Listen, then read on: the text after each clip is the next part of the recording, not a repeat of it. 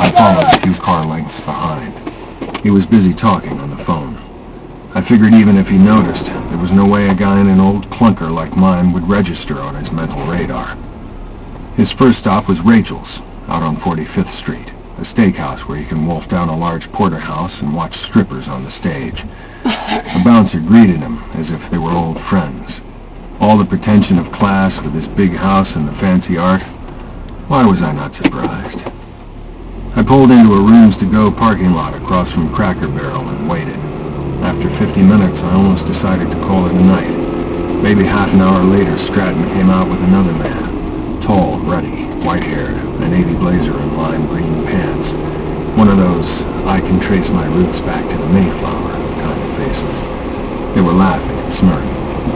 They both climbed into the Bentley, put the top down and lit up cigars. I pulled out behind them. Blue Blood's night out. They headed down to Belvedere, past the airport, and turned into the Palm Beach Kennel Club, VIP parking.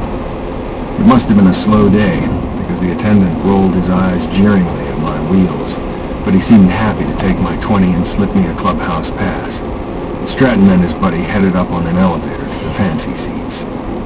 I took a table on the other side of the glass-enclosed clubhouse.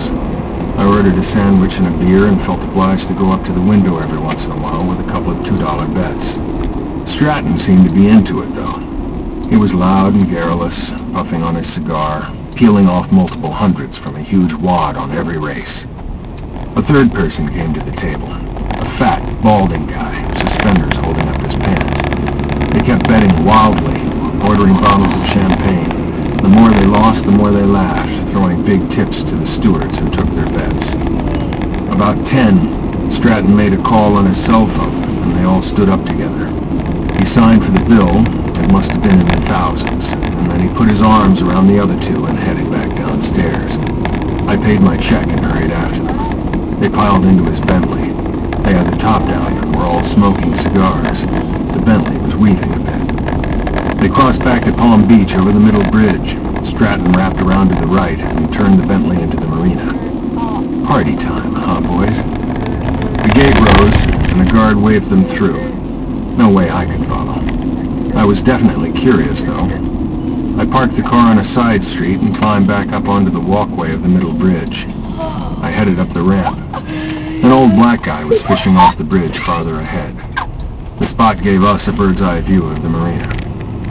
Stratton and his cronies were still winding around the dock. They walked to the next-to-last berth and climbed aboard this enormous white yacht, Mirabelle, the kind of gleaming white beauty you couldn't take your eyes off. Stratton acted as if he owned it, greeting the crew, taking the others around. Trays came out, food, drinks. They tray assholes had the party thing going. Booze, cigars, sitting around on Stratton's yacht as though they owned the world. Hoo-wee! The black fisherman up the way whistled. 3 long-legged model types were making their way in high heels along the dock. They climbed aboard the Mirabelle. For all I knew, they might have been the same girls who were performing at Rachel's that night. Stratton seemed pretty familiar with one of them, a blonde in